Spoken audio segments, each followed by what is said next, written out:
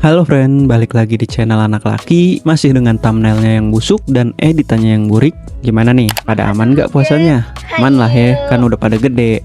Friend, coba lu bayangin, subculture, entah itu punk, hardcore, sampai graffiti, itu lahir dari rahim apa? Jawabannya ialah dari rahim perlawanan friend. Dari orang-orang yang ngerasa gak cocok sama pergaulan normal atau arus utama. Dari kaum marginal yang muak sama aturan kaku masyarakat sipil. Dan dari sini muncul ide buat segelintir orang buat bikin dunianya sendiri dengan slogan kebebasan mutlak. Nah tapi anehnya, pas lu masuk ke dalamnya, lu bakalan pelangap-pelongo friend. Dunia yang katanya bebas ini malah punya aturan yang kadang lebih kaku dari birokrasi kelurahan friend. Dan gak cuma itu, muncul juga salah satu entitas yang kita kenal sebagai polisi skena atau Di gatekeepers. Bogor, angin ngamuk. Kenapa rumah ayah kebakaran? Jawabannya adalah Figur-figur yang secara agresif ngejaga gerbang kultural sambil todong sana sini. Mereka tuh sering kayak, lo otentik gak nih? Lo poser apa bukan? Dan lain sebagainya friend.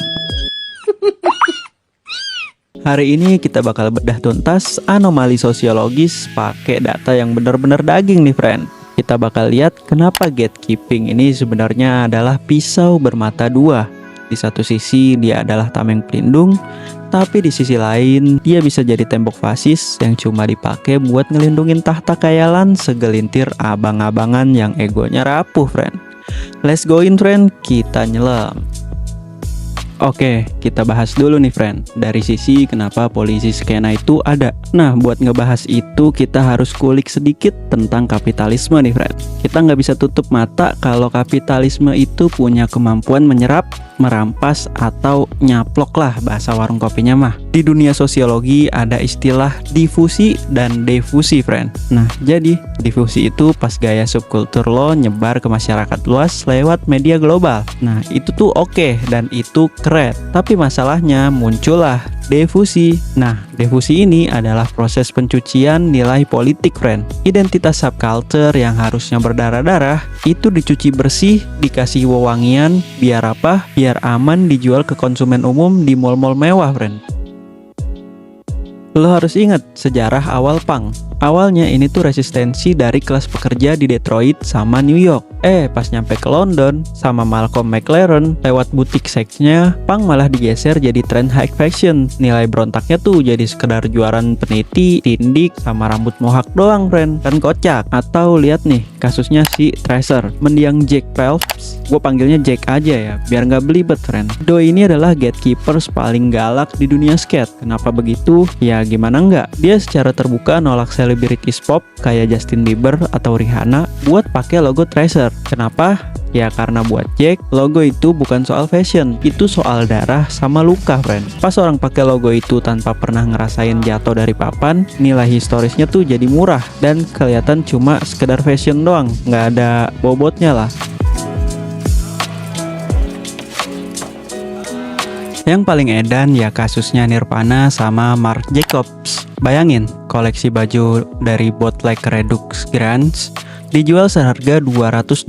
Padahal nih, Kurt Cobain itu anti banget sama konsumerisme atau yang mahal-mahal gitulah. Nah ini tuh yang bikin gerbang skena jadi ketat friend. Para gatekeepers takut kalau skena itu nggak dijaga, identitas mereka cuma berakhir jadi sekedar ornamen di rak toko baju atau dikapitalisasi buat keuntungan segelintir orang yang cuma ngerti bisnis doang friend. Tapi gatekeeping nggak melulu soal benci sama orang luar. Kadang ini soal safety sama respect friend. Contohnya ada nih di skena hardcore punk, ada tuh aturan main di moshpit yang kita kenal sebagai the golden rule. Kewajiban refleks lo adalah kalau ada kawan yang jatuh di tengah moshpit, entah lo kenal atau enggak, lo harus angkat dia di detik itu juga. Ini namanya solidaritas marginal friend. Seperti yang baru-baru ini terjadi nih, moshpit sampai bawa-bawa sajem. Tuh gua nggak ngerti tuh gimana tuh. Atau moshpit berakhir dengan berantem. Nah ini juga gue nggak ngerti nih gimana nih bisa kejadian seperti ini. Mungkin karena mereka baru kenal kulitnya aja, tapi udah begajulan nih. Alhasil kesenggol dikit, dianggapnya personal. Ingat friend, ini tuh subculture. Ini tempat-tempatnya orang minoritas. Yang namanya minoritas itu kudu kompak dan saling menjaga. Biar apa? Ya biar bisa tetap have fun bareng. Kalau lo sampai bawa-bawa sajam dan lu niat dari rumah pengen mukulin orang atau ngelukain orang, mending lu pulang deh. Terus daftar akademi polisi. Cocok lu, arogan soalnya. Nah ini adalah salah satu contoh kalau pintunya nggak dijaga atau nggak ada gatekeeping dan orang-orang FOMO masuk ke pit tanpa etika. Yang ada malah kecelakaan fatal, friend. Gatekeeping di sini adalah cara kita ngejaga keselamatan kawan. Nah terus gimana di dunia graffiti? Nah di dunia graffiti juga ada gatekeeping, friend. Ada hukum rimba yang kalau di barat mah namanya Kings versus Toy. Anjay. Aturan nomor 1 atau the rules of crossing nih, friend. Aturan niban. Lo tuh dilarang keras nemplok atau niban karya orang lain kalau kualitas gambar lo nggak lebih bagus dari dia. Dan kalau gue pribadi ini tunduk akan aturan ini, friend. Karena apa? Ya karena aturan ini tuh make sense atau masuk akal. Contohnya nih, gue bakalan nimpah katakanlah anak-anak kru JMK atau anak-anak PWS. Kalau emang konsistensi dan skill gambar gue udah setara sama mereka. Kan kalau begini enak, jadinya bersaing buat ngebuktiin siapa yang paling oke, ya kan? Tapi kalau gue masih awam nih, anak kemarin sore lah gua, udah berani dibanding-banding orang-orang yang jauh lebih senior daripada gua tanpa adanya kasus sedikit pun, atau main timpa aja lah, nggak ada konteksnya sama sekali. Kan kalau begini nggak banget, friend. Kalau begini jatuhnya caper, mau naik dengan cara yang instan. Dan ada orang kayak gitu, ada, friend. Dan ada dosa yang nggak terampuni nih, friend, yaitu beating alias plagiat style, atau lu niru plek-ketiplek style orang. Dan satu lagi tuh snitch alias seorang cepu. Sekali lo ngelakuin ini, lo bakal dilabelin permanently toy atau toy seumur hidup. Buset. Di dunia jalanan, jam terbang itu segalanya, friend. Lo nggak bisa instan dapet respect cuma karena lo punya modal cat mahal atau duit lu banyak. Jadi lu bisa beli kaleng setiap hari, friend. Di sini gatekeeping adalah cara jalanan nyeleksi mana yang beneran punya mental baja dan mana yang cuma mau numpang eksis, friend.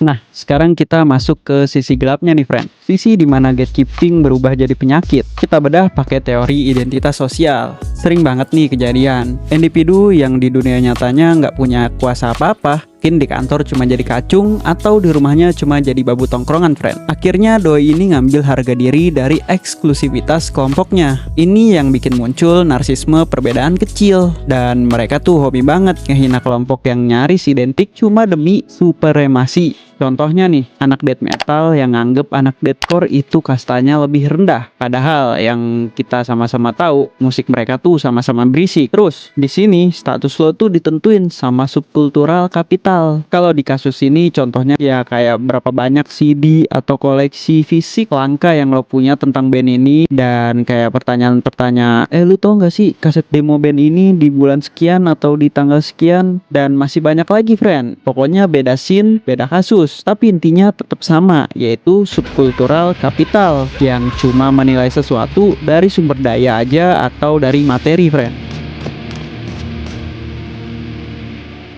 Yang paling umum mah kita udah tahu sendirilah ya pertanyaan template-nya. Kayak contoh, sebutin 3 lagu di album demo band ini. Album apa? Tanggal rilisnya kapan? Tahun rilisnya kapan? Jam berapa? Siapa nama penciptanya? Siapa produsernya? Siapa komposernya? Ya kurang lebih gitu, friend.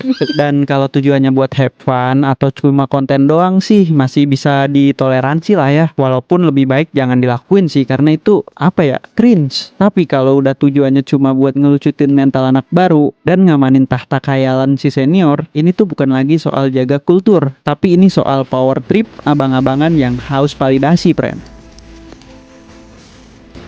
Dulu di era fisik tahun 90-an, otentitas lu diukur dari kehadiran fisik. Kayak contohnya lu datang langsung ke gigs, terus lu kena razia aparat, lu berdarah-darah di moshpit, dan pokoknya resikonya itu nyata deh, kelihatan. Tapi sekarang di era digital, polisi skena bermutasi jadi lebih pengecut tapi lebih berisik, friend. Muncul nih fenomena cyberbullying. Contohnya ada orang lewat pakai kaos band, terus dipoto dah tuh diem-diem tanpa izin. Habis itu dipost ke sosial media buat dihina massal cuma karena si pengungguh ini curiga curiga kalau orang yang dia foto itu nggak tahu lagu-lagu dari band yang bajunya itu dia pakai.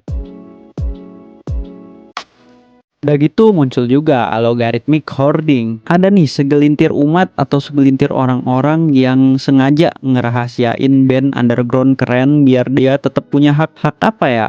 Hak mendongeng lah sebagai penggemar awal. Dan gue tuh heran banget nih, ada ya orang begitu ya? Kalau ada, gue pengen nanya apa sih kerennya ngedengerin lagu yang gak orang lain dengerin? Yang dia lakuin itu tuh sebenarnya lagi ngebunuh karir musisi yang dia banggain itu sendiri, friend. Ini kan egois banget. Dan subculture sekarang juga kayak lebih sempit gitu, friend. Subculture sekarang tuh direduksi jadi audit statistik Spotify Wrapped. mampus loh. Tiap tahunnya ada nih. Atau enggak, subculture sekarang tuh jadi perdebatan rasio harga baju trip sama harga outfit, friend. Makna perlawanannya tuh perlahan-lahan jadi luntur, diganti sama pamer data digital atau validasi visual, friend. Ini kan sangat-sangat ya salah, ya kan? Nih jaket. Ya Converse gue beli 500. Kalau pintu SIM digembok terlalu rapat pakai cara-cara fasis tadi, lo tahu apa yang bakalan terjadi? Yaitu stagnasi, friend. SIM lu bakalan kekurangan darah baru. Tanpa regenerasi, SIM yang tadinya progresif bakal ngebusuk jadi panti jompo nostalgia. Isinya tuh cuma orang-orang yang sibuk ngebahas kejayaan masa lalu sambil nyir-nyir setiap inovasi dari anak-anak muda. Anak muda yang sebenarnya punya potensi dan nyali, akhirnya ngerasa diusir dari rumah aslinya. Mereka tuh jadi males gabung karena males berurusan sama abang-abangan yang hobinya ngetes dan ngerendahin. Padahal, masa depan culture itu ada di tangan mereka yang lo sebut anak kemarin sore itu. Jangan sampai kita jadi dinosaurus, friend, yang punah gara-gara kita sendiri yang nutup pintu evolusi. Dan kesimpulannya apa, friend? Ya, gatekeeping itu emang pisau bermata dua. Kita butuh tameng buat ngejaga marwah scene dari eksploitasi kapitalis yang cuma mau nyari untung, dan kita butuh aturan biar safety dan respect tetap terjaga. Tapi jangan sampai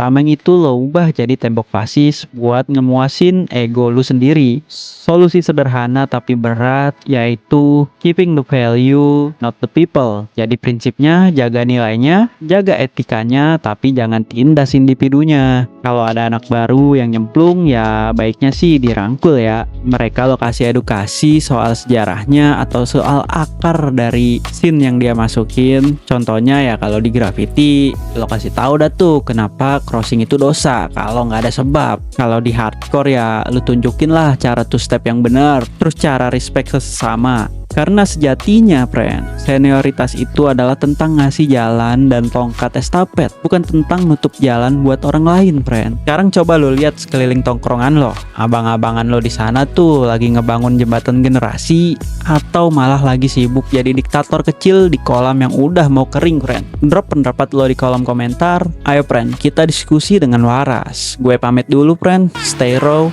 respect.